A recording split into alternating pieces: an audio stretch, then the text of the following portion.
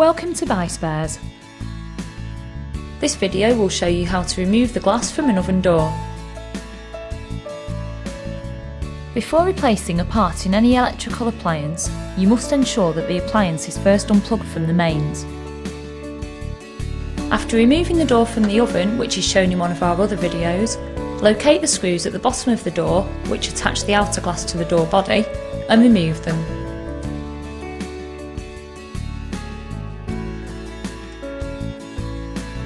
Carefully remove the outer glass by pulling it downwards away from the door. This will allow you access to the inner glass and handle fixing. For all the spare parts you need, visit www.buyspares.co.uk.